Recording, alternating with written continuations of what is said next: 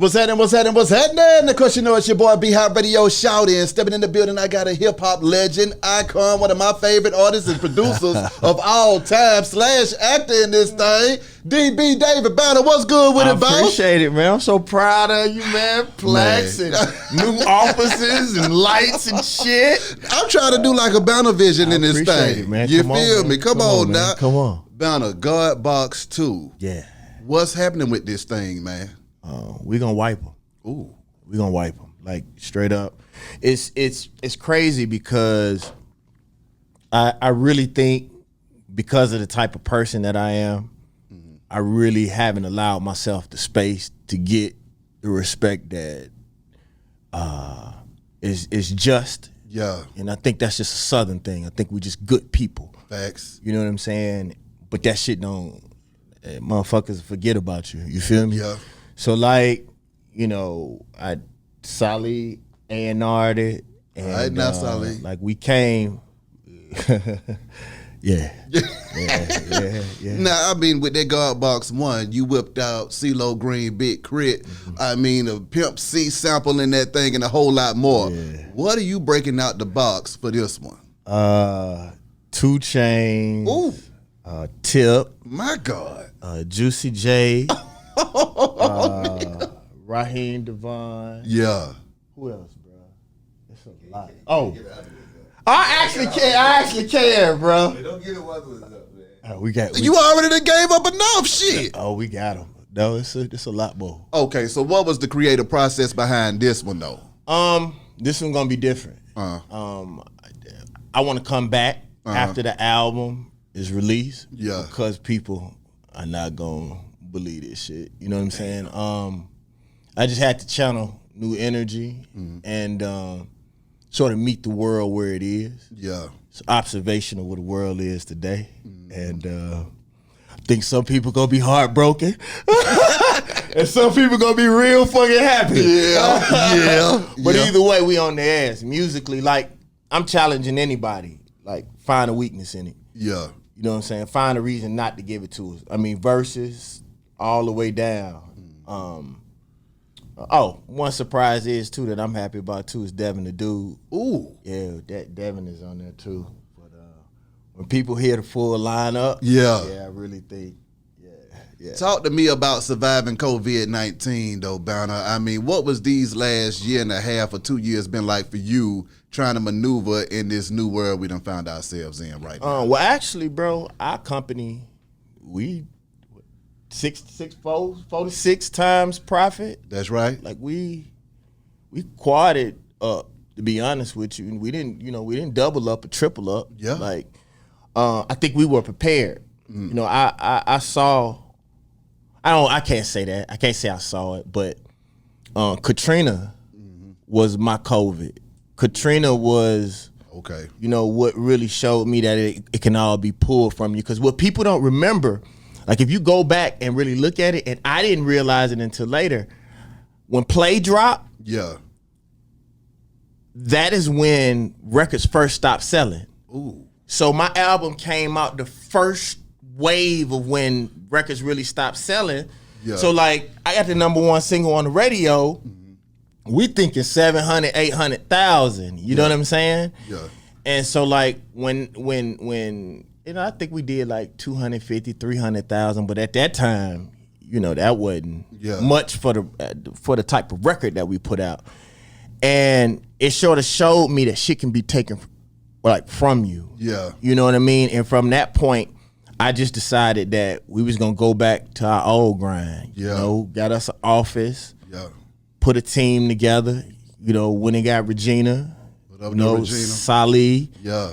And like from clothing, you know, all the way to movies, to cartoons. We actually produced the Thurgood Marshall College Fund, and we actually, I can't say the exact numbers, but we doubled their expectancy. What Best Buy commercials. Yeah. Bro, I done 12 to 15 major Fortune 500 companies. You know what I'm saying? Talk to me about switching up the game though, Banner, because you got a lot of one-trick ponies out here that wouldn't understand that I need to use my platform to create a business and have more longevity and other streams of income as well. Well, for me, what happened with me is it ended up being that. Yeah. But it's like, bro, I score movies, I score video games. Like when you heard the end of, the song with me and Big Crit, my Uzi at the end of it, like that's the kind of shit I like. Exactly. And it seemed to me that rap was starting to get in a hole that I didn't want to be in. You know what I'm saying? Like what people don't understand is that I helped create a lot of what is actually here right now. Of course, people never say it, but I was a part of that. Yeah. And it was funny because I had went up to a major label to finish a song deal that I had a long time ago. Yeah. And dude told me he named out 6 producers, and he said the sound today is from these 6 producers, and you one of them producers. He was like, I got 9 requests to sample Like a Pimp on my desk right now. and 2 records came out that were charting that had one of the Spotify #1 songs was a sample of Like a Pimp. So he was like, bro, I know how creative you are, but if you would go back, and he actually told me, he said, it's because you still use the drum machine. Yeah. He's like, dude, a lot of these kids, like they're inside of computers. So the sound that, those drum machines had that was out of the box has just a little bit more kick to it. So bro, we sort of went back. Duke Deuce. We had a song with me, T.I., Duke Deuce smashed the hook. My God. With Juicy J and KLC. Sprinkled a little something special on top of it, My God. So, yeah. How does that feel, though, Banner? Because, you can only imagine coming up, y'all had the Isley Brothers to sample, Michael Jackson, James Brown, and all these other different artists to sample. And now you look up and these younger artists are sampling them some David Banner. What I really wish is that instead of sample, just come to me. Ooh. Let me give you the real sauce. Ooh. Like, a lot of times I hear something, but when I do something, you can ask anybody that worked for me, I'm trying to beat the original. Facts. Like, there's so many samples that I have, but if I can't do the song justice, I'm not going to touch it. Yeah. So, give me some production credits or let me do the beat. I feel like, you. I still got hits. You know what I'm saying? Like, let me put the real sauce in there. Yeah. But the thing is, man, is that I'm grateful to these kids that they see value. Yeah. Because sometimes the kids see more value in you than your peers do. Come on now. I do want to give a shout out though. I'm gonna keep it under wraps, but I do want to give a shout out. I want to give a shout out to Griselda. Yes, sir. Benny, what up, though? Those boys handled me like I feel like we should handle each other. Come on now. And for me, like I'm like, yo, like that's how all of us should really deal with each other. Yeah. If any of them boys need anything from me, they got it. Well, see, that's a good group of guys over there, though, too. They gets busy and they keep it real. You see what I'm saying? I mean, Benny them, and they got bars, too. Yeah. So, I know you got to keep it up under wraps, but then just being able to work with somebody that's going to bring the bars to the music as well, what is that like? Yeah. all I'm going to say is working with those guys was probably, and I didn't been around a lot of people in my life. That was one of the most challenging times for me as an MC. Like that was okay. Yeah, like they really lyrically stepped it up. Yeah. Like, you know what I'm saying? I had that opportunity on my last album with Black Thought. You know what I'm saying? And I believe Tip does that too, but I almost feel like me and Tip, like we all on the same team. It's not a competition thing, but we still men. Yeah. Like Tip always keeps that, like even hearing Tip's album. Yeah. The album that most people didn't hear. Like it's like, and so being in with somebody new and watching how they work and watching, you know, I'll give you one example. Benny came to the David Banner podcast. Yes, sir. And one of the top DJs in the world was in the session. And I was like trying to introduce Benny to the DJ, you know, to help out. Because this is before they blew. Yeah. And Benny just wanted to get in the booth. He wasn't worried about the podcast, telling me. He wasn't worried about the podcast. He wasn't. And then I asked him, I say, bro, you gonna jump in the booth? Yeah. He looked at me like, jump in the booth? He's like, that's what I do. Come on now. He was like, that other shit is cool, but that, and like he did the verse over and over again, and we had to tell him like, dog, you good. Like, yeah. But like that's what you need. Like that's the competition that we need to really push us where we need to go. Facts. And I really believe, not just as a Southerner, but I believe the God Box too, worldwide, like intergalactic. You know, we ain't gonna have to do too much talking. I'm with you on that. But it's a couple real big surprises. I actually went and pulled one of the greatest of all time. I went back in history just a little bit. Don't say it. I went back in history a little bit and pulled somebody. Nobody gonna believe that. You know? I'm actually tempted to not even put his name on the album and let people hear who it is. Because every time people hear it, they be like, what the fuck? How you do that? You know, I already know what that is. I hate to say it. I don't even want to guess because I think I got that one. But let me tell you, I got that one. But let me tell you, when I asked him, I was like, bro, like, why you jump on the record so quick? And he said, because black social media said we need to protect David Banner. Ooh. He said, so, you know, that's what I'm doing. And I was like, bet.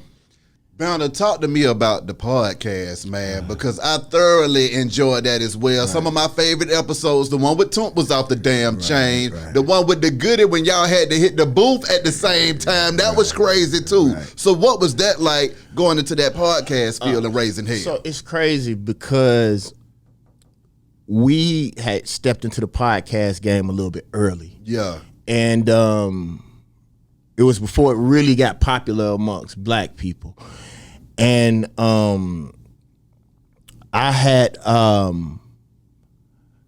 said that I just wanted it to be how it is when we talking. Because a lot of times, bro, people get on the microphone and then they get scared.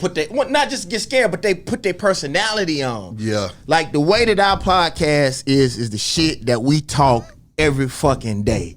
You know what I'm saying? I'm talking about, and the thing is that people believe because I'm conscious and because I'm smart that I don't want to have fun either. Come on now. It's just that I can't waste time when I'm on other people's shit because stuff is going on that need to be talked about, right? About it, yeah. And if I don't hear other people talking about it, I think it's my responsibility as a man, and I have to fulfill that duty first. That's right. But on my podcast, I didn't really want to bring that shit. Like, if everybody conscious now, then we gonna act a motherfucking fool. Yeah. If everybody acting a motherfucking fool, then we conscious today. You know what I'm saying? And we just, what people don't realize though, bro, we did 3 years worth of podcast work in 1 year. My God. With video.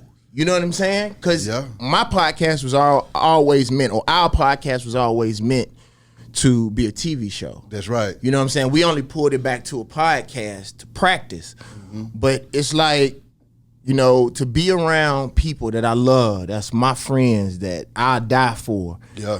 And we can actually get on and talk our shit and make music, because nobody had really scored a podcast like me. Come on now. Like, again, that's something else that we do and people don't give you credit, like putting tags before your names, before beats and shit that people never talk about. We won't talk about that, but I'm just saying that. It was a couple of times I couldn't get off the intro of the podcast because I had to put that motherfucker on repeat, brother. I jamming like hell before this podcast started. Yeah, man. So it's like, bro, and then we brought Anthony Broder on. He was from the Broder. I meant to bring you a fucking book. Yeah. I was gonna bring you one. Yeah.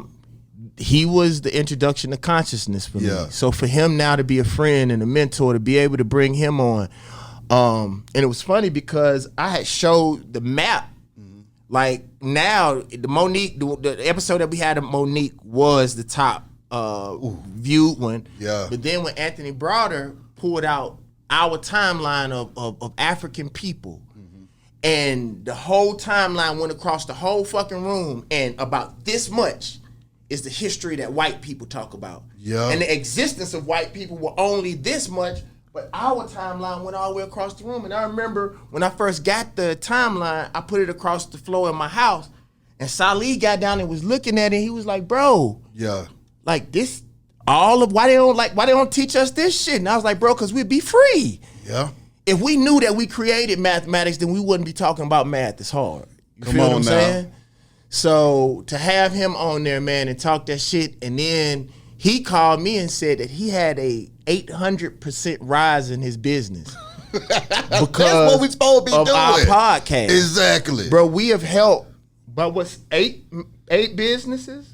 There was one business in particular that I want to talk about, Bay Candles. Yeah.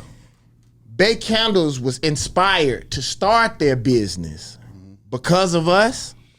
Then they turned around and bought advertisement. Come on now. You know what I'm saying? And that company started booming because, okay, so we influenced them, and then they can't turn back around and then invest in the show. That was Exactly. the best feeling That's ever. what we're supposed to be doing, though. Yeah. When you talk about talking that shit on your podcast and just really sharing knowledge and exchanging it, how much do you feel like your education played into your podcast, your music, and your business acumen right now? I don't know, because I was a fairly smart kid all the time. You know what I'm saying? I've always been intelligent. I used to dial it back. Yeah. You know what I'm saying? But you know, I've been that way. So I think my intelligence has to do with everything, but I don't think that's all school. Yeah. I think it's growing up in Jackson, Mississippi during the time that Jackson, Mississippi was the murder capital of the United States. Yeah. You know what I'm saying? I really believe, I hear people talking about if you can survive in your city, you can survive anywhere for sure. Yeah. If you can survive in Jackson, Mississippi, you can survive anywhere. You know, going to Southern University and then becoming SGA president, I think that helped me from a leadership perspective. You know what I'm saying? You know, having a staff, learning how to let go and let other people help you. Come on, with man. schooling, you know what I'm saying? So Exactly. it wasn't necessarily just me reading books. That's a lot of it. But I think it's me being open to the world. I told a friend of mine today, who's Muslim, I said, what we don't understand is that the extra chapters to the Bible and to the Quran are being written every day. Yeah. And I said, based on your interaction in life, it's different. Like if you a giver, then the part in the Bible or the Quran that talks about selfishness is going to be different to you. That's right. Okay, well, if you selfish, when they talk about giving, that passage is going to mean something different to you also based on the type of person you are at that time, and that changes. Yeah. So I think every day that I live, bro, is an opportunity for me to learn, and I'm able to listen. You know, I got young blood around me, man. I got elders around me. I got Yes, sir. people who I trust enough and I know that they care about me that I can listen to. Yeah. You know what I'm saying? And when I fuck up, they tell me I'll fuck up and we change this shit, keep it moving. I'm with you. Being able to speak to Congress on the state of hip hop and racism in general.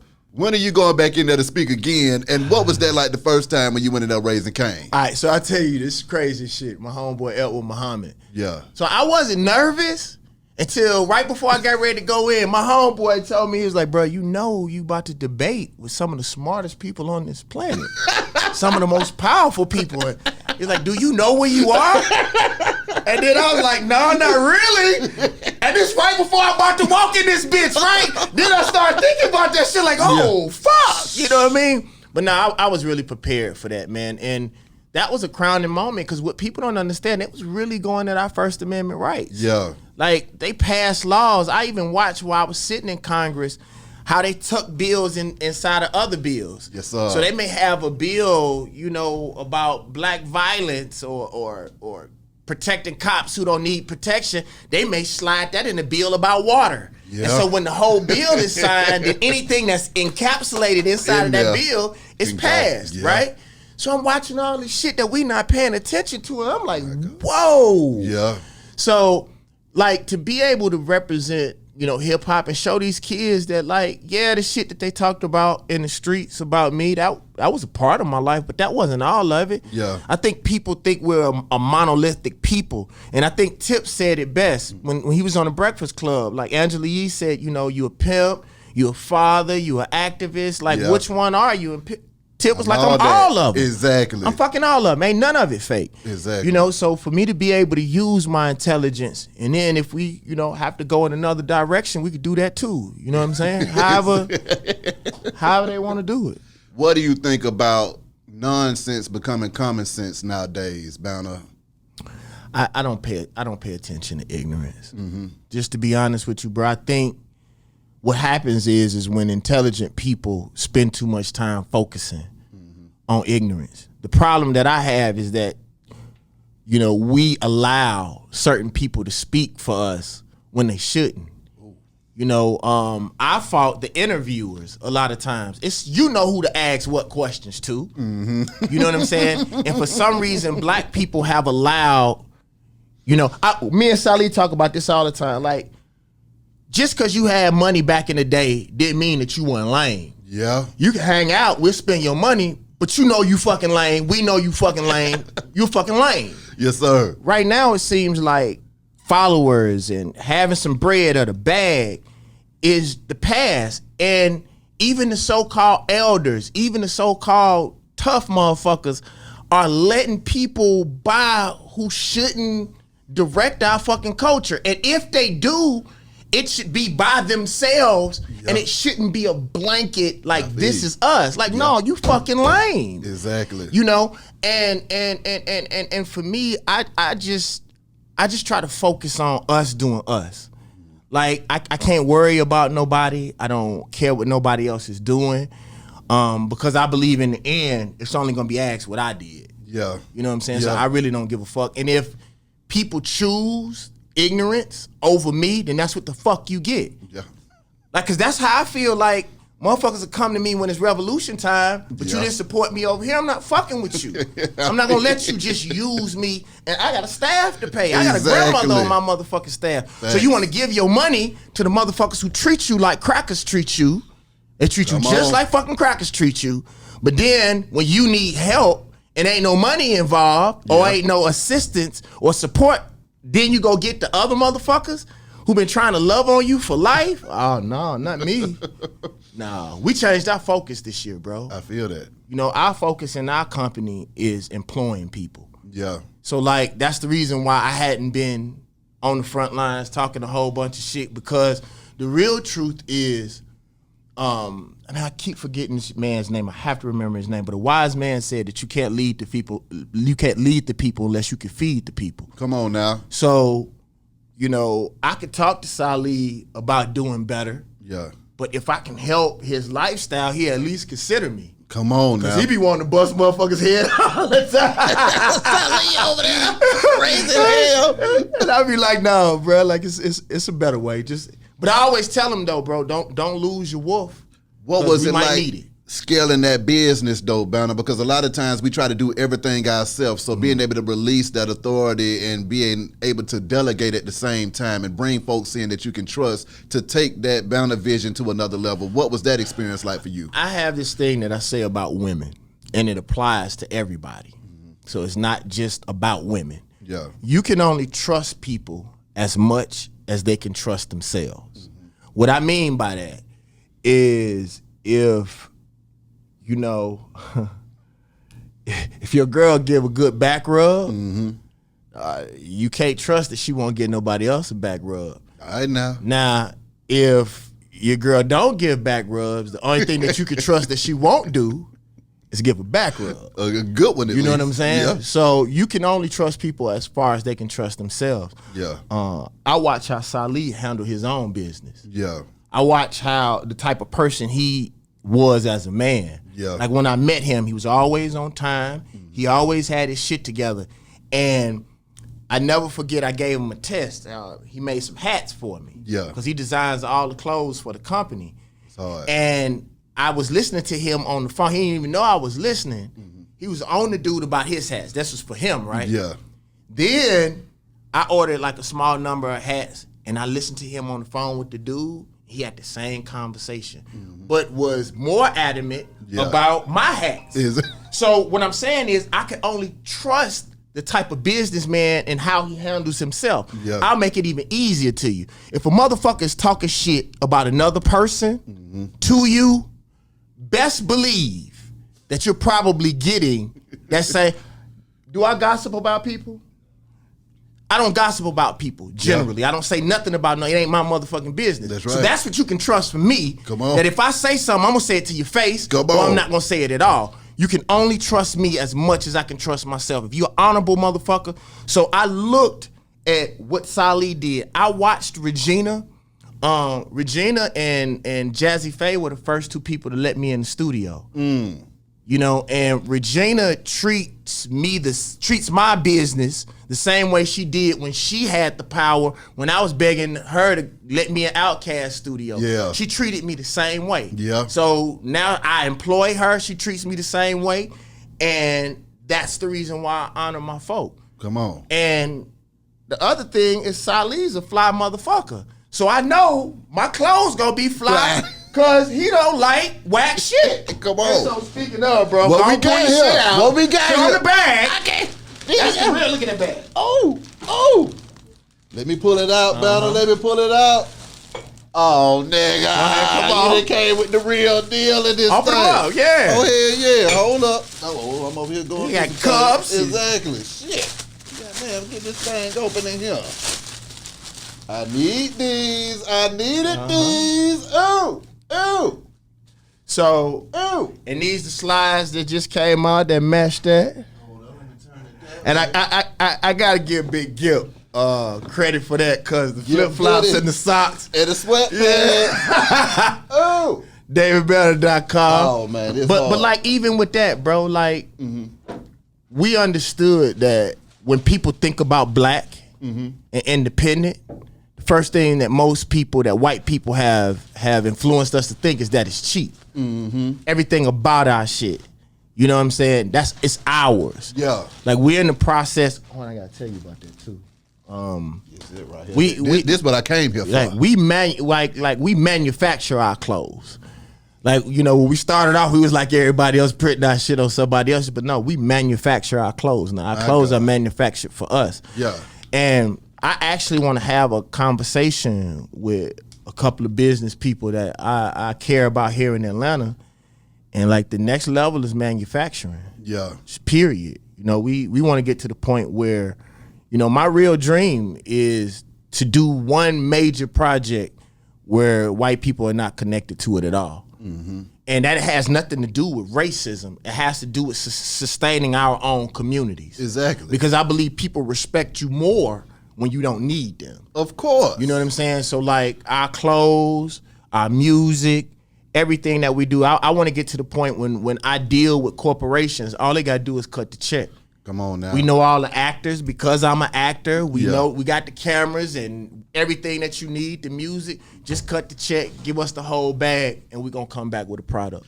I know you're not racist because a lady by the name of Wendy Day told the story of a young David Banner coming up to New York trying to make it do what it was supposed to do. What was that like being young and hungry, having to drive all the way up there and sleep in the park? Well, first of all, black people can't be racist. In order to be racist, you must have the power to keep somebody from doing something. Yeah. We don't own no water. We don't own no electricity. We don't own no hospitals, no organic. We barely farm anymore. Yeah. You know what I'm saying? So it's not possible. You can be a bigot. You can be an asshole. Yeah. But if you don't control anything, you have to have power to stop somebody from doing something. Or you have the power to force something on somebody, like taking shots and shit when you don't know what's in it. But anyway, moving to New York homeless, bro, was crazy. I don't know if I should tell this story. I'll give you a story that nobody ever had before. Yeah. My uncle gave when I went up to New York, I was staying with my ex-girlfriend because I went to the University of Maryland, Eastern Shore.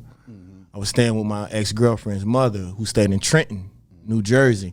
And I thought that I could take the train back and forth from Trenton to New York. But the one-way ticket just from Trenton to New York was all the money that I had in my pocket. Yeah. So like my clothes are still, a lot of my clothes are still at my ex-girlfriend mama's house. Mm-hmm. So I had that pistol. At the time, I didn't know that it was mandatory 3 years, you know, in New York. So this is a story a lot of people don't know about. I was sleeping on her floor at the time, and the guy that stayed in the, because it was a really big loft, that stayed in the loft, he was one of the top club promoters. So the night that I had got comfortable in New York and felt like I didn't need my pistol no more and I left it at home, we were with John Forte. And I don't know if y'all know what ended up happening to John Forte, but we were walking down the street. That I'm talking about the night after. This is how I know God is with me. Yeah. Like we got accosted by the feds. Like, and shit, I could have possibly been in jail for a very, very, very long time. You know what I'm saying? And then So like that whole process, you know, me and Raskaz got tight at the time. Me and Raskaz became roommates. Yeah. And Raskaz has like a video because he was documenting it on, like, that's when you had the little whole like VHS things. Well, I told him, I said, the world gonna need me one day. Yeah. You know what I'm saying? And I never really thought about how dangerous it was because I had never been to New York before. Yeah. You know, just to give people context, I was in a group called Crooked Letters back when Noriega was running the whole rap game, and that was to say he was signed to the same label. And I have to say, like, Noriega was one of the few people who really supported Southern music when nobody else was supporting music. You know what I'm saying? Cypher Sounds was another person in New York that was really giving love before anybody else was. But they had shelved us. We was in a group called Crooked Letters, and I moved to New York, and I was outside a penalty every day. Damn. Before they opened up. And I believe they put our record out just so I could take my ass at home. The big black motherfucker. Every day Neil came to work, I was sitting in that motherfucker just like this. Yeah. And it was funny because Noriega told me, he said, you gotta scare him. Noriega said, but you can't touch him. He said, throw a couple chairs, but don't touch him. And to this day, like, you know, I've always been that way. Like, we go to clubs where people die every day. Yeah. We hang out in places where people die every day, but we scared to get on the plane. You know, we take penitentiary chances for some pussy, but don't want to take penitentiary chances to make your dream come true. Come on. You know, it ain't like, bro, I put everything on us, on my people. Like, and the one thing that I can say that I'm proud of is people talk about hip hop, but I don't see too many people invest their own money in hip hop. That's right. That billboard, we got the first billboard coming out the airport in Atlanta. Anything that you see, we paid for that motherfucker. I feel that. Like, it's funny. We had them switch the billboard. Like, it wasn't perfect. And I told them, this ain't no record label money. Exactly. It's my money. Come on. I remember negotiating with one of my best homeboys. He was a producer. And he kept coming back and forth with the paperwork. And I'm like, bro, every time you do this, I got to pay my lawyer. I said, dude, you know me. I said, your publishing check is coming out of my personal account. Yeah. I said, so if you see something in the contract, just come to me. Like, this ain't Universal, this me. And that's hard for some black people to realize that I am a fucking boss. Yeah. Like a real boss. You ain't gotta wait. If you fucking with me, exactly. That's how I got the beat for play for College Park. Yeah. I was like, bro, I don't have what you get paid, cause he was really getting crazy. I said, but bro, I don't even know I should say the number, but I was like, bro, I got this. This is what I got. I got this right now. He said, in your bag? I was like, bro, I got it right now. And it was funny because E40 called me, was one of my best friends. He's like, damn it, Banner. I was gonna get it. I bought that bitch on the spot, dog. My God. And that's how we are right now, bro. Like, I don't know where I got this from, B. Yeah. But he'll tell you, bro, I enjoy paying people. I feel you. Is that strange, dog? Most people not like that, are they? Like I got chase motherfuckers to pay them because I know how I am about my money. I'm coming for you. Come on. If you owe me money, and you're gonna die by the sword that you swing. Facts. So how dare I can run up on motherfuckers about my motherfucking money, but then I'm not paying money. That's one of the things I hate the most about the music industry. The main motherfuckers that's popping about all the money that they have don't pay their motherfucking people, dog. And why is that, Banner? I don't know. I'm not them. Yeah. I wasn't built like that. Yeah. Like one thing that Salih has taught me that everybody wasn't raised like we were raised. Yeah. And sometimes people are selfish because that's all they ever seen. That's how they were treated. You know, I was raised with a father. You know, he had 2 of them. You know what I'm saying? We were raised about men, dog. Thanks. And like that was the biggest difference between me and my 2 friends that I grew up with. When I did the study, it was my father. Yeah. We were around real men. Thanks. So like being a man of your word, being admirable. And I want to put this out here, man. That's one of the reasons why some of us have a hard time. Because if admirable men become popular, then you're gonna have to rap. You're gonna have to keep your word. Yeah. You're gonna have to look good. Yeah. I done lost about 20, 30 since the last time I was in this motherfucker. Put them bitches side to side. I look awesome in this bitch. Bro, I cut off all my... Bro, if it wasn't you, I wouldn't have came here. I wasn't gonna let nobody see me without my beard and shit. And I cut off all my hair and shit, dog. You wanted me to come last week, bro. I was around this bitch. I was looking like Bing Rames around this motherfucker. I'm around here holding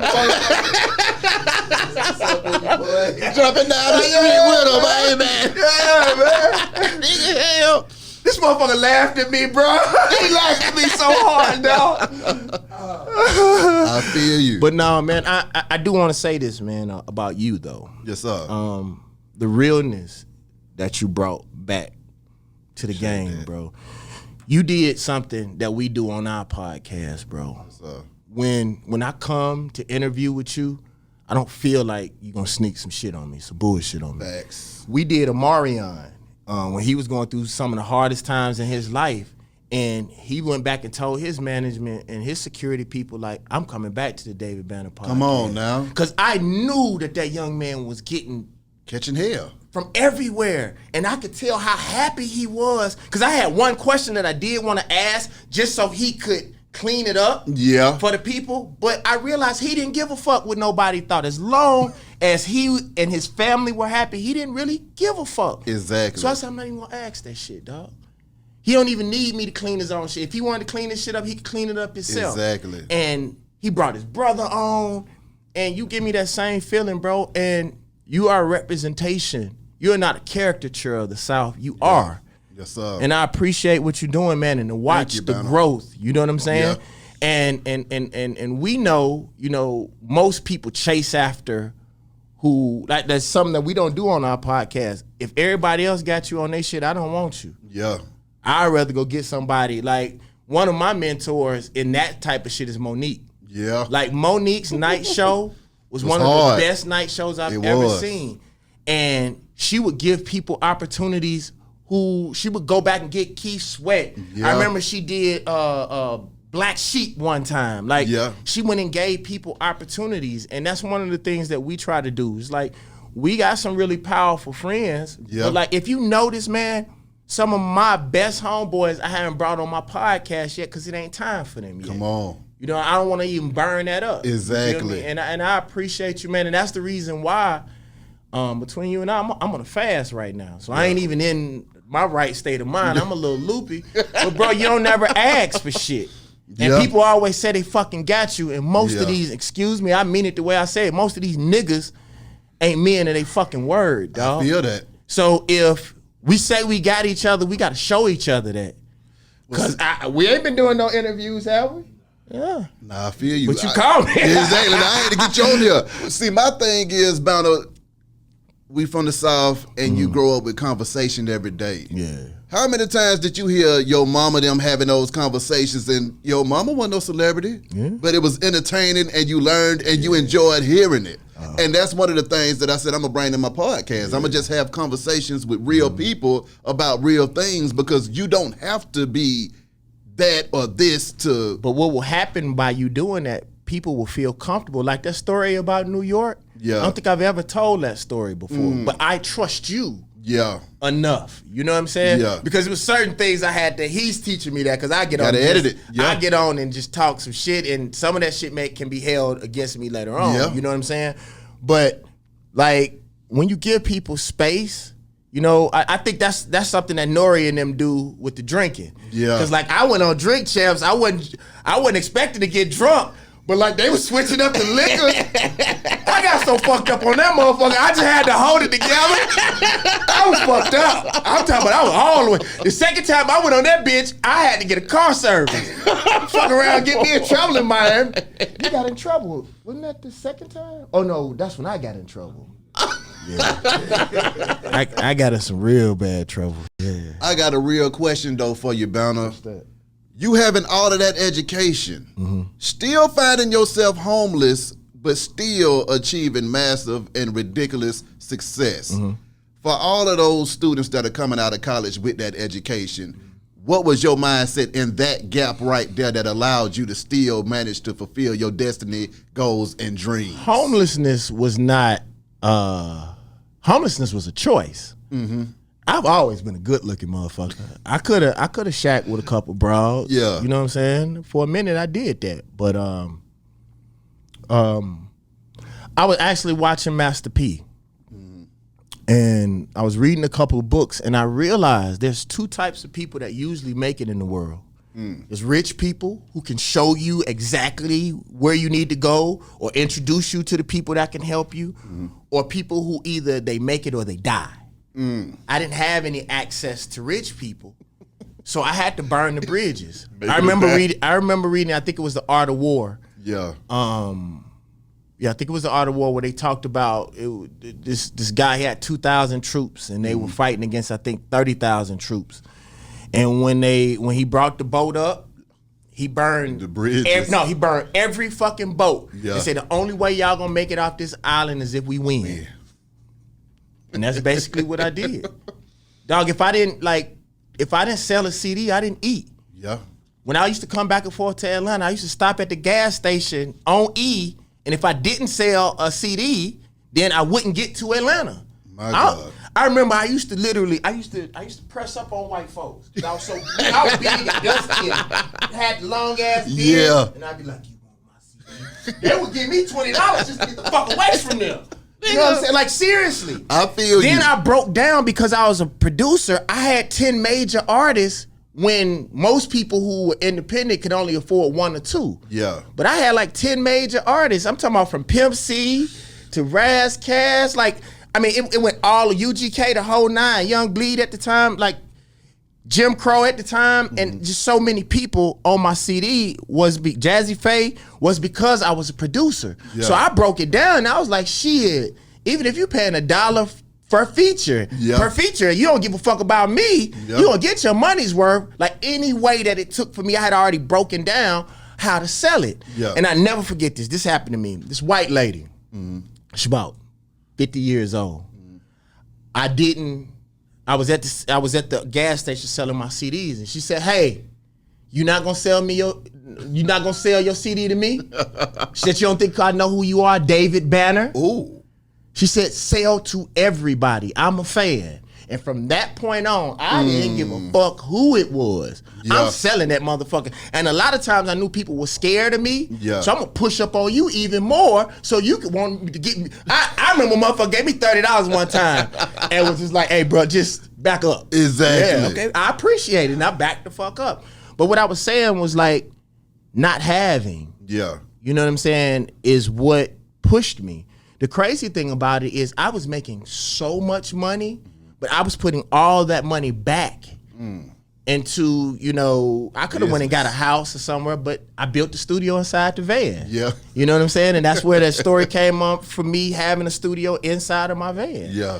You know, and to a certain degree, to be honest with you, bro. Nigga had a studio in the van. Yeah. That's cold-blooded. Did DJ want to drop? I was like, I'll give him a drop right then. Motherfucker want a verse? You got the bread? We can do it right now. It wasn't no excuse. Yeah. That's why when people come and tell me, you know, how and why they can't tell me about not doing it. Yeah. A motherfucker said, Banner, I've been grinding. Yeah. I said, how long? He said 2 years. I grind 18 years before anybody even looked at me, dog. I feel you. You know what I'm saying? So, and I think I wanted to represent Mississippi so bad. I wanted to represent black people from the South. Because one thing that I was really proud of when I go back and listen to my first album, the way I started that motherfucker off, I'm from a place where your grandmama scared to come if she ain't from there. If she ain't there now, where your uncles and aunts ran from, nigga. Come on. So I took all the shit that they said about the South, man, and gave that back to people. And I want to take this time, man, to really thank Pimp C, rest in peace, who was a really great friend of mine, and Pastor Troy. Yes, sir. I never forget hearing No Play in GA and coming through, and I had never heard an independent song like that was on the radio. Yeah. And Troy said, as long as I had GA, I don't need nothing else. Yes, sir. Pimp turned around and said country rap tunes. I was like, okay, all right. If that's what we doing, then that's what we gonna do. And just the one thing that I would say that I miss is I miss that feeling that we used to have during those times in Atlanta. Like everybody fucked with each other without biting each other's sound. You know what I'm saying? Everybody had their own little pocket. And I figured out, because I study things. Yeah. I figured out what brought Atlanta together, and people never talk about this. What? It was the instrumentalists.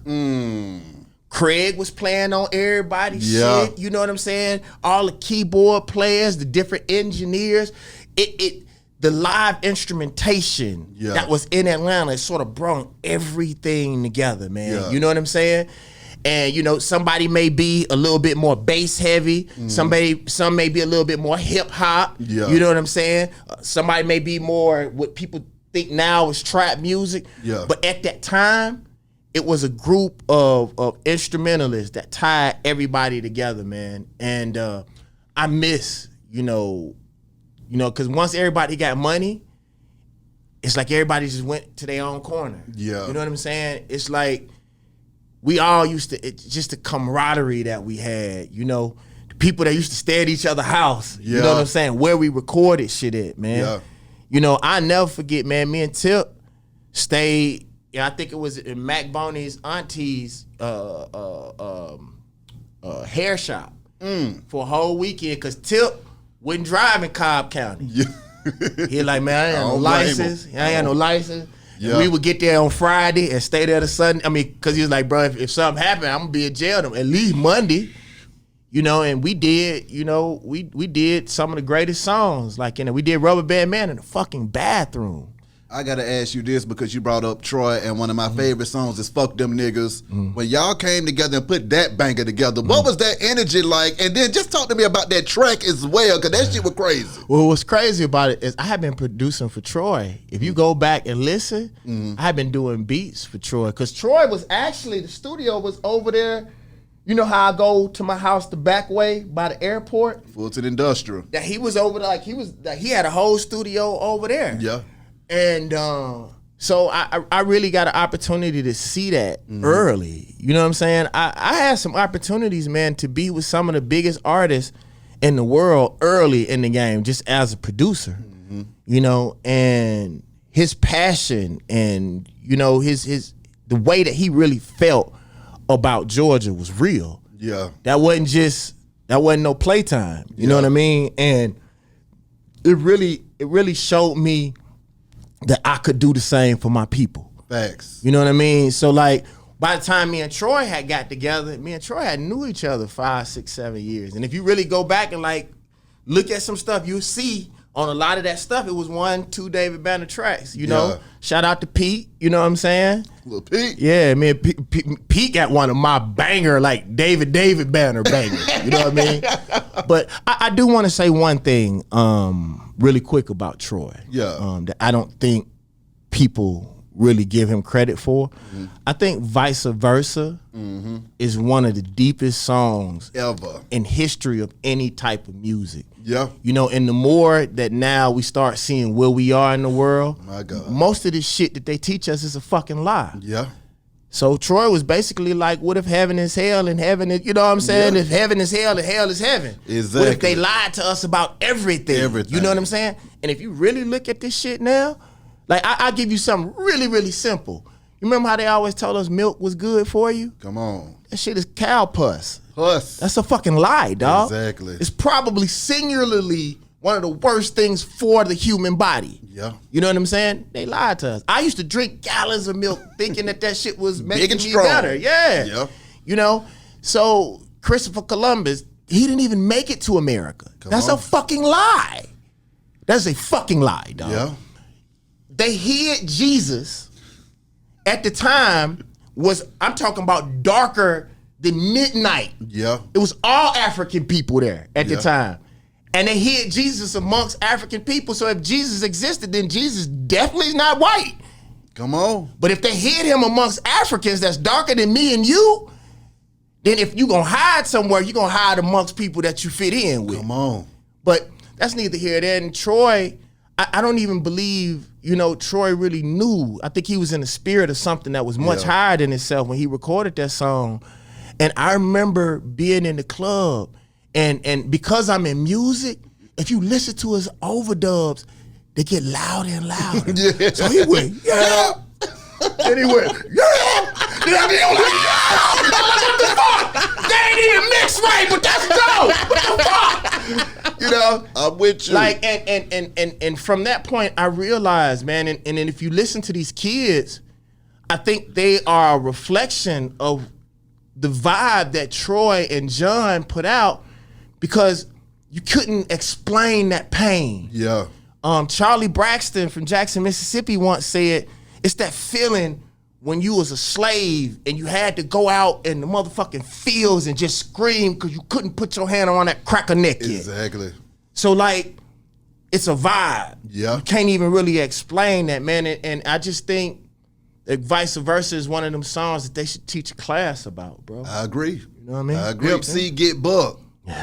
That's another one of my all-time favorites as well. How the hell did that song come about, Banner? Get Crunk from Pimp C came about when we were in Crooked Letters. They asked us what feature we wanted, and we was like, Pimp C. Come you know what I on. mean? And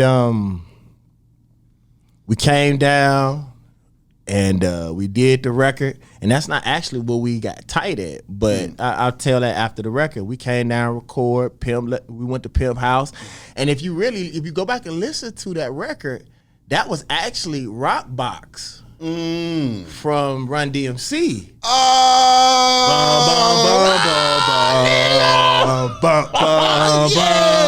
Well, Pimp pimped that shit out. Woo. Somebody had just used the sample. My God. And I'm not gonna say who it is, but I said, I was like, Pimp, somebody just used that sample. Pimp say, is the shit better than mine, nigga? And I was like, no, fuck them then. And Pimp went in there, and he basically just did it and he did a UGK song and put us in it. But the crazy thing was, and I actually learned from that record. That was the reason why when Like a Pimp dropped, I went out on the road, because when you do a feature like that, that's that big, people gonna automatically think it's that person's song, and it's your responsibility to get out there and run and say, okay, no, that's me, no, that's my record, my me. Yep. And if you don't do that, it's gonna go down, because if you really think about it, people sampled that record, that's one of people's favorite records, but people never talked about Crooked Letters. You know what I'm saying? That was just a Pimp C song. Yeah, see, he with me and thought that was a Pimp C song. I know. But let me tell y'all this though. This is very important, man. And I just want to say this because somebody asked me about this recently, but I want to give this to you. Yeah. So people always wondered how me and Pimp C got tight. Yeah. People thought it was from that record. It wasn't. Pimp C didn't really know who we were, right? Yeah.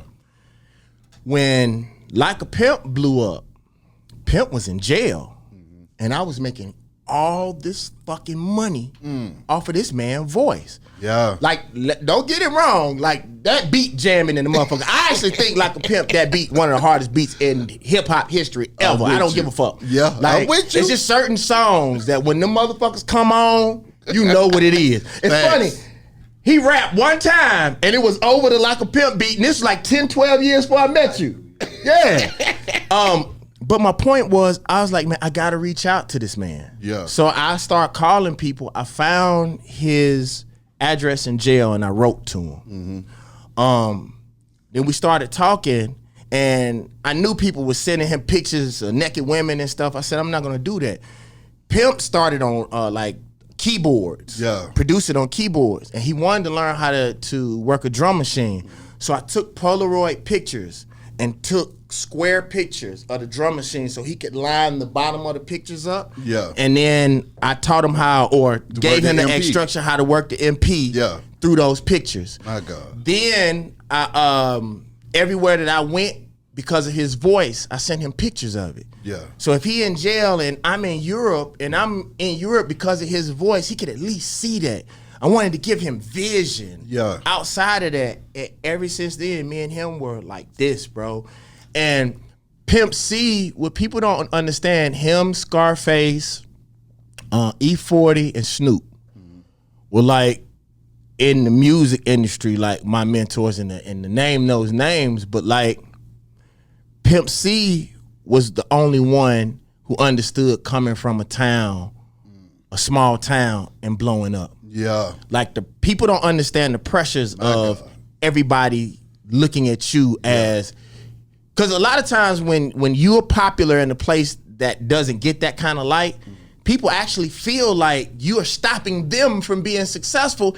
And my success don't have nothing to do with your life. Yeah. I'm not in your way. Black people, for some reason, I think it's because of slavery, we believe one person's success is stopping our shine. If you a God and I'm a God, we both sons. Shine your light. Shine. And so Pimp C was the one that would always advise me about how to deal with our people when they don't understand. Pimp C told me a story one time that where he had put on some of his homeboys, got them like an $800,000 contract, and it didn't work out, and then they turned around and hated him. And he was like, Banner, like, they got the deal because of my affiliation. Like, I don't know what else to do. Yep. You know what I'm saying? And I started realizing Pimp C was the one that told me, for the most part, I'm paraphrasing, when people are hurting, they don't hear you. No. It don't matter what the fuck you say if somebody hurting. Until they get in a position where they not hurting no more, they're not gonna see nothing. Yeah. But you know? And Pimp C was the one that, he was always there for me. Pimp was the one told me, he was like, Banner, you're smart. He said, just make a couple more Like a Pimps. Ooh. He said, it's gonna, people need time to catch up with you. Yeah. He would tell me that all the time. And one of the things that hurt me the most was that Pimp was moving to LA. One of the places that Snoop lived, I had a place in. And so me, Snoop, Juicy J, and Pimp C's producers, we're gonna work on Pimp C album. And the crazy thing was, I remember one of the last things he told me is like, them girls like you, Banner. Because I had just lost them 50 pounds. That's when Scott had knocked that weight off me. He was like, them girls like you. He said, don't tell nobody, man. I want to get in the gym with you. So like Pimp was, you know, I look at him and Nipsey. They were very similar without being similar outwardly.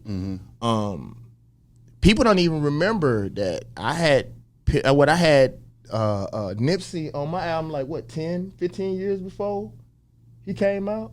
It was at least 10 years, wasn't it? I don't remember. It was the sex, drugs, and video game, the Californication. Yeah. And Nipsey had told me back then, the first thing Nipsey gave me was a book. And he was like, bro, I'm going to take all this shit and use it for the greater good. Pimp C, if you listen to that last UGK album that came out major, listen to the shit that him and Bun was on. They were slowly, he said, it's just going to take me a little bit longer because all the people that love me, dope dealers, pimps, and hoes. Yeah. He said, it's just going to take a little bit more time. But Pimp C was going in that direction, bro. Especially about uniting first Texas. Yeah. You know, because if he couldn't bring Houston, PA, you know, Texas together, then it wouldn't make sense him trying to put the South together. Exactly. But he had plans, and it's so crazy. Pop was the same way. Yeah. You know, Nipsey, you know, Pimp. And so, like, for me, just having his presence and him telling me, like, Banner, just keep going. Don't stop. You just gotta spoon feed people for a while. They say that hip-hop is one of the most dangerous professions out here, man. What are your thoughts on that? And then how do you feel about these young artists never being able to really fulfill their own destiny due to murder and violence in the street? I sort of think that's bullshit. Yeah. Being a black man on this planet is dangerous. Ooh. I'd much rather a motherfucker make some money while they doing it. Yeah. Because they're killing us every day regardless. Yeah. I remember I forgot what college I was at. One of these big Ivy League white colleges. I was lecturing. And a young, beautiful black girl asked me, she said, David Banner, don't you feel like, you know, the white folks gonna kill you? And I asked her, I said, what was Trayvon Martin doing when he got murdered? Come on now. She said, walking down the street with some tea and some Skittles. I said, so I'd rather, you know, be fighting for something or say something because they're killing us any motherfucking way.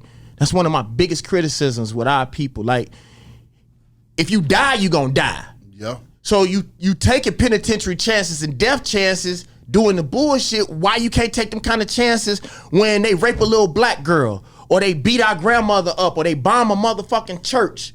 You know, a cracker walk in a church and kill our elders. Yeah. Where the tough motherfuckers at then?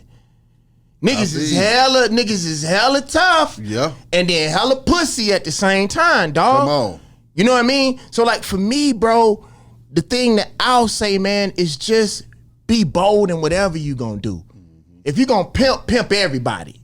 Don't just pimp your own folks. If you a gangster, be a gangster to everybody. That's what I liked about your mentor.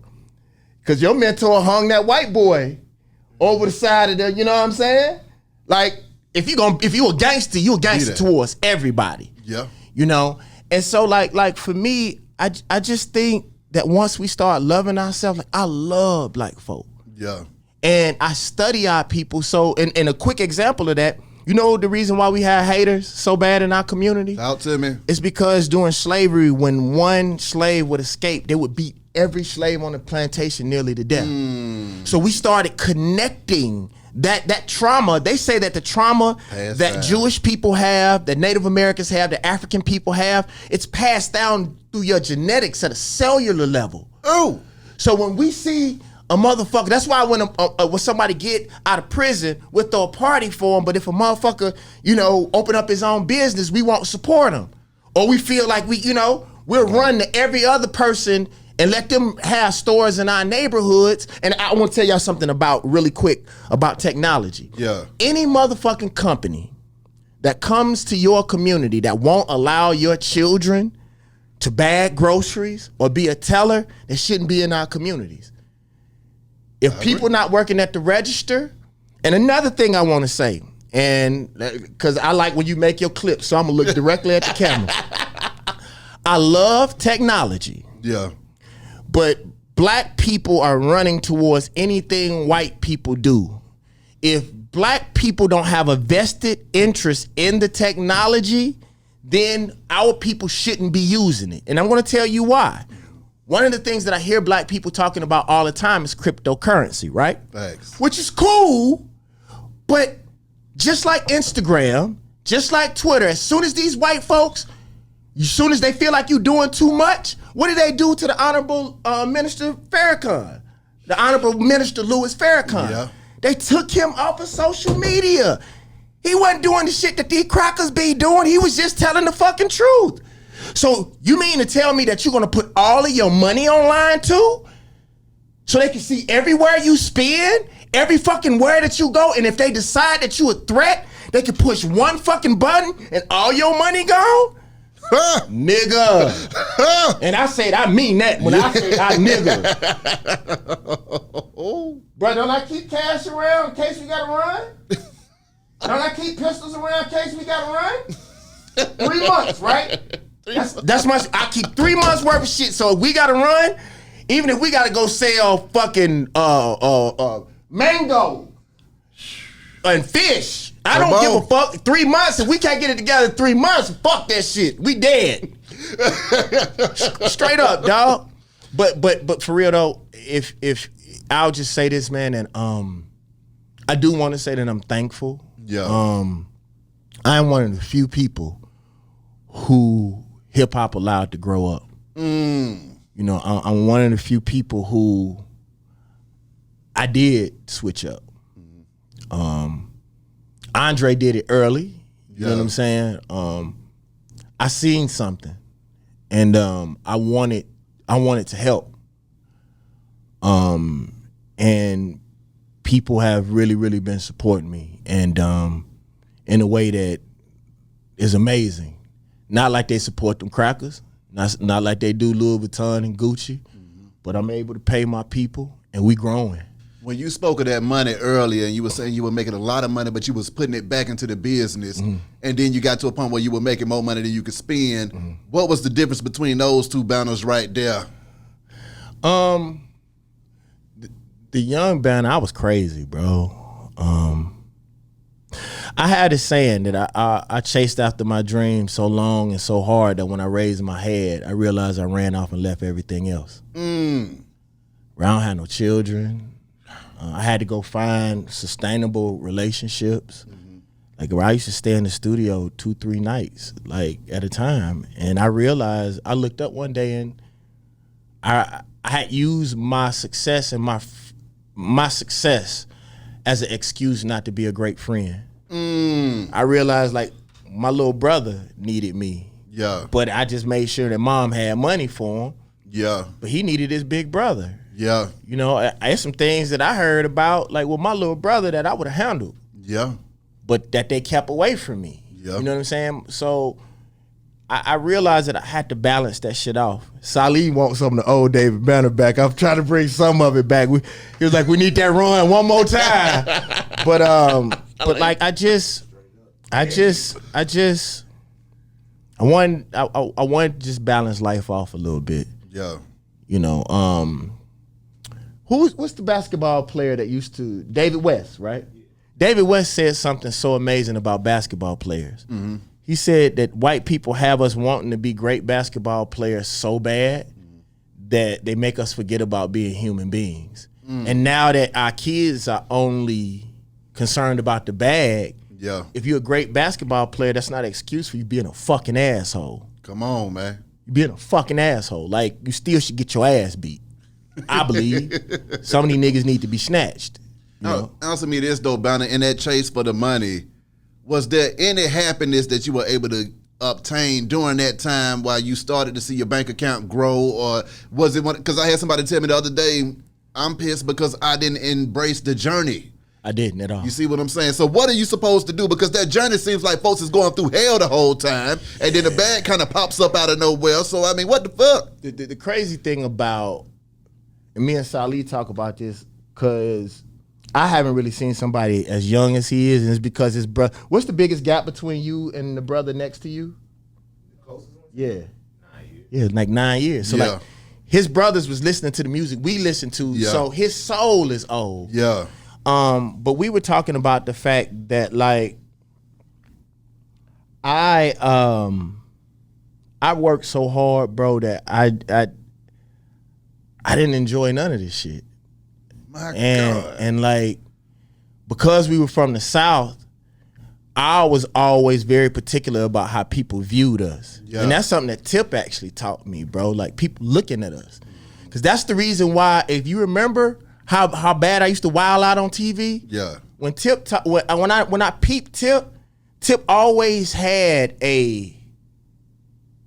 as wild as he could be, he had like this, he meant that king shit. Yeah. You know what I'm saying? He always held himself. Yeah. He never lost control. Yeah. So I slowly started pulling myself in, but I realized, man, like, I never really had fun. Damn. And the crazy shit, that money gonna go unless you invested in something. Yeah. Like what CeeLo said, that little money be gone. Come on. Bro, this is the saddest thing in the world.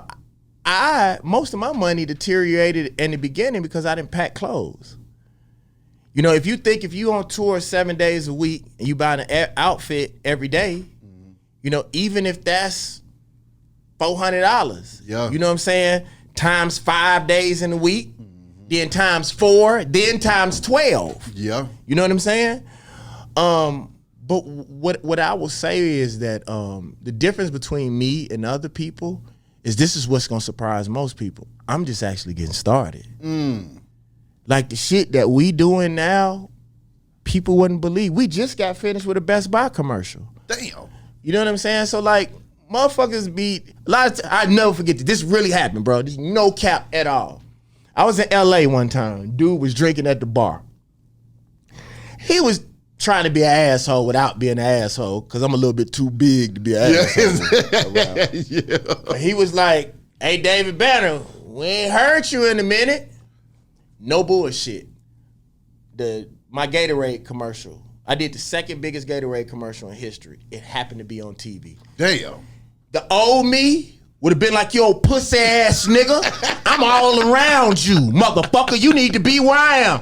I looked up, and it was so that was just like perfect. The divine talking to me.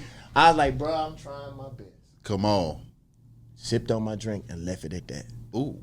You know, it ain't, if people don't know what you're doing, they can't stop you. But what I will say is that I do not know why, but black people fuck with me.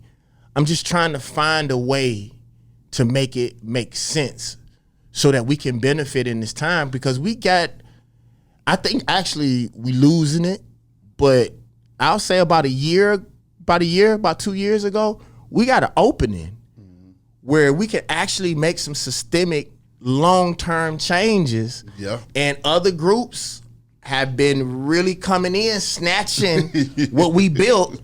Yeah. And because we're such a kind people to everybody but ourselves, my God, that time is dissipating. So we just trying to, man, you know, the next level for us is that we're about to jump into this movie thing. And we're gonna have to do it fast because the same thing that happened in music is happening in movies now. Yeah, you know, with the straight, you know, to HBO Max and all of these different places. We're about to jump in this movie game, man, and then we're about to start buying some water and some electricity and some farmland. When you speak of movies and television, I need you to speak on Empire and being able to work with Terrence Howard, man. What game did he lay on you, Banner? Wow, you did a great job, bro. Wow. It's funny.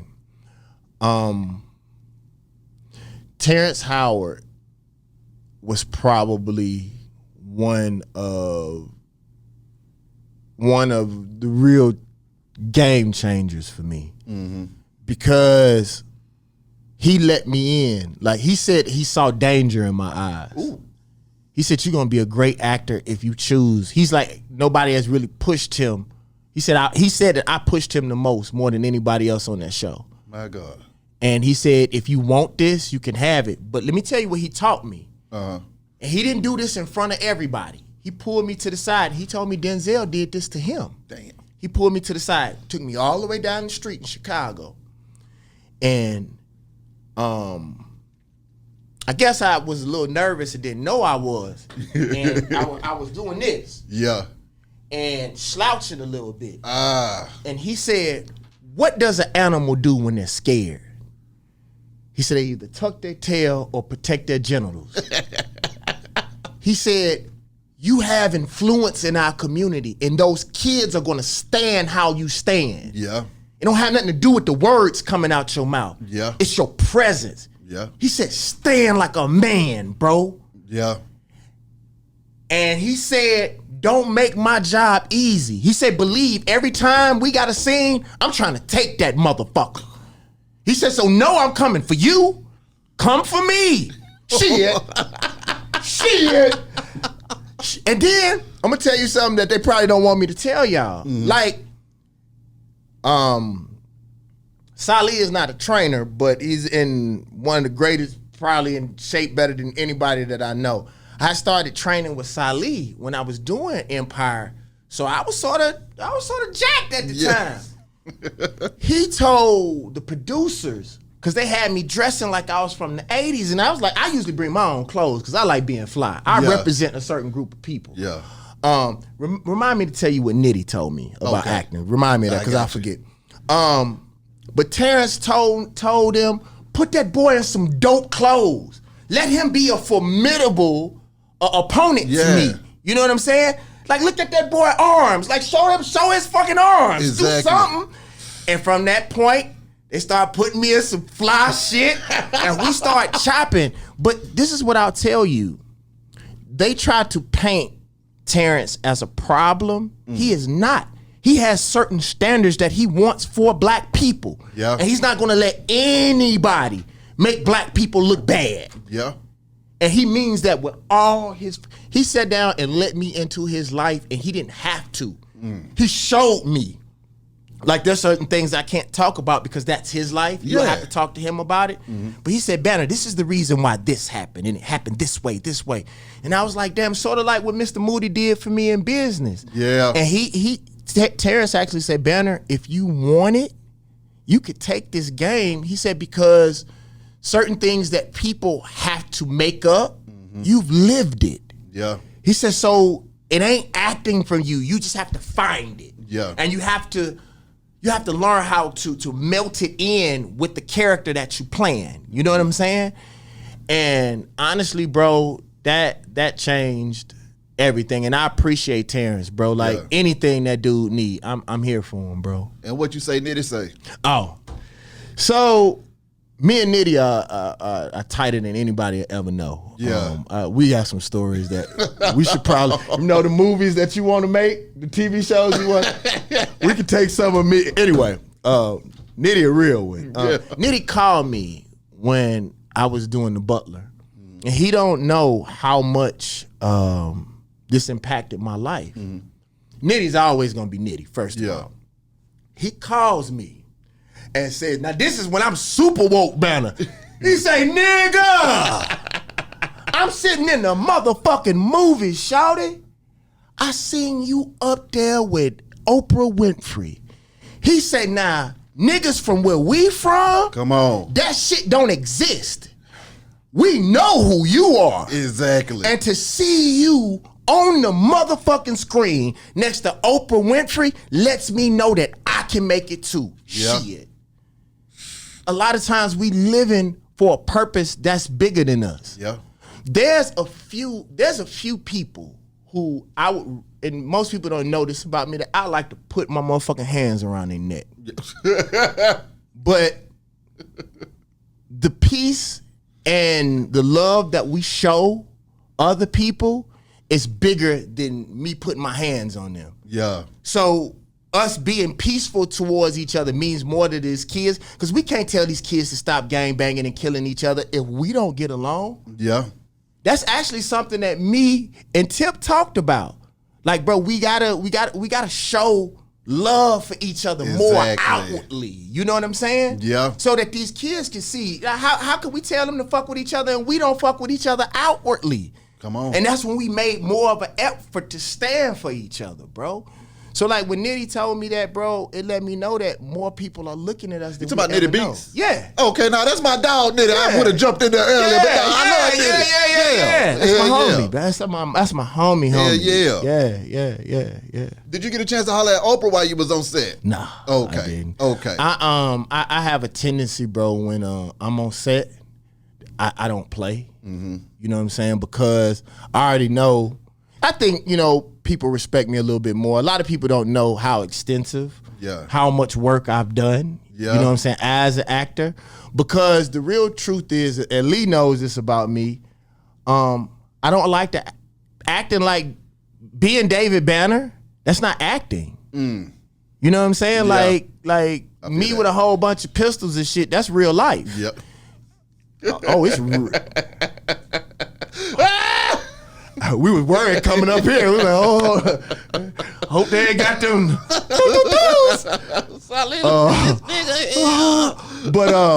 But seriously though, like I want to be like my favorite role was being a lawyer. That was hard because I can't fudge that. Yeah. There's certain technical terms that you have to know. Facts. So you have to break yourself. You know what I'm saying? And that's something that a lot of our egos, especially when we're successful in another part of our life, and we want to allow ourselves to be broken and rebuilt again. You know, so like, yeah, I'm grateful. I'm about to start rapping in a second, but my question is now, when you look back over your career and you said that you had your head in the sand and then you looked up, you done achieved everything, but then you didn't have fun. What advice would you have to somebody that's going through that journey right now, and what do they need to do to enjoy that process? Just enjoy the process, but don't let it control you. Yeah. You know what I'm saying? Because then that's when it gets out of control. Yeah. You know, I'm glad that I aired on that side, and not wilding out. Facts. Because one of the things that I never understood, and I'm not judging anybody else's career, is why in the fuck do you come from death and you want to bring death with you to your blessing? Shit. Like, that's why I never brought nobody around me who wasn't working. If you not doing something and you don't have a fucking job, you can't come. I don't come to your motherfucking job. Come on. You know what I'm saying? So everybody that's around me has something to do. It ain't, because if you notice, it's usually the motherfucker that's hanging out. Yeah. Not the motherfucker that's rapping or doing beats. They working. Yeah. You feel me? But like, dude, the truth is, man, I went to Obama's inauguration with Jay-Z, Puffy, and Beyonce. My God. And, you know, I was trying to make sure that I represented the South in a way where I want motherfuckers to think I was a groupie, but I didn't take a picture of that moment. What? Oh, now You know what I'm saying? I'm with you now. Because Yeah. I didn't want motherfuckers Damn. like we front like I deserve to be in this bitch. Exactly. They not taking pictures, but I took that opportunity away from my children. Yeah. You know what I'm saying? Damn. You I'm know? with you on that. So it's like it's a balance, and then it's also knowing that I'm gonna make those moments again, because I might be, you know, if I decide to do something, like I can make those moments for us. Yeah. You know what I mean? Yeah. It's almost like Salih. I asked Salih, like, bro, who you really would like to see? And, you know, Snoop was his favorite. Yeah. And I was able to usher that in for him, and that makes me happier than anything. Facts. You know what I'm saying? Like, yeah. God Box 2. I'm going to need you to come back because I got to marinate on that album too, Bounty. We got to break that thing down as well. I'm going to play you one record before we leave. Hell yeah. Not in front of the camera. Oh, but just for exactly. you. No, I'm here for that. But what I'll tell y'all, man, is that support DavidBanner.com. Yeah. We're finishing up a movie. I want to say thank you to Regina, Salih, my whole staff at ABannerVision, because the stuff that they doing, like, I'll put his clothes up against anybody's shit. Yes, sir. You know what I'm saying? And he gets really frustrated a lot of times, man, because he said people ask for certain shit, but they don't really want fly shit. They want it from who they like the most. You know what I'm saying? And I just told him to just keep being dope. Yeah. Like, I'll pay for your dopeness, because when they come, they gonna come. Yeah. You know what I mean? And I'm just proud of the stuff. Do you remember, I don't know if you remember this, but do you remember when I first came on your show and I said my dream was to have on me from head to toe? Oh, that's hard. We got everything but drawers. Seriously though, don't we? We got shoes. Yeah. We got the shorts. We got the socks. Facts. We got the buttons, the shirts, the And jackets. it look good though. Oh yeah, we beating And the it look shit out of good. bitch ass. We on they motherfucking ass. I'm with you. We on they motherfucking ass. And I'm telling people, do not talk that shit. You spend money on them crackers, I'm never going on sale. Yep. Remember this about David Banner. I am one of two things. I'm too expensive or I'm for free. Yep. And if you get me for free, that means I'm priceless. You couldn't afford it anyway, Come on motherfucker. now. Come But I on. am never going on sale. None of my shit is ever going on sale. Yeah. Don't ask me about that shit. We do quality. We manufacture shit. We make sure that people have the best. Yeah. And you got to pay for that shit. And the thing is, if anything ever is wrong with our shit, we're gonna give you that and some more. Ooh. Am I right? We're gonna double up if our shit ain't because, bro, I believe in customer service. Yeah. Dog. And I am grateful that people support me, man. Will there be a lecture series to go with this God Box 2? What we got on this album. Oh shit. You gonna be on the run after you drop it? I do want to give you something. I can't say who it is, but starting September, I'm producing one of the biggest artists on the planet. Damn. And when they called me, I thought that they were saying, because I'm the type of person, I send people beats like all the time. And this person was doing a movie, and so they had to go into quarantine. Yeah. So they couldn't do nothing, and they went through all their emails. Damn. And they called me and was like, yo, there's 2 people that's producing my album. And I really thought they were saying that it was going to, I could be the 3rd person. Yeah. I feel you. But they was like, Swizz Beats and you are doing my whole fucking album. That's gonna be crazy. So like, I'm excited because I get the opportunity to overcharge all these motherfuckers. Because the same thing happened with Rubber Band Man. Yeah. I never talked about this, but I had put that beat on all the beat tapes all around. And then as soon as Rubber Band Man came out, people was like, why you didn't play that for me? And in my head, I was like, nigga. Exactly. And I don't even use the word, Come nigga. on, Bo. Stop it. Come on. I said, I do better next time. Exactly. Yeah. But man, I appreciate you. DavidBanner.com. Y'all support Godbox. We love y'all. We appreciate it. Down up. Thank you as always, boss. Enjoy, Appreciate man. you coming through this thing. Hey, man, get you some coffee or something, man. I'm about to get all Hey, that. man, I'm about to put it in get your cup, all bro. that. Be High Radio, shout it. David Banner, we go. Holla.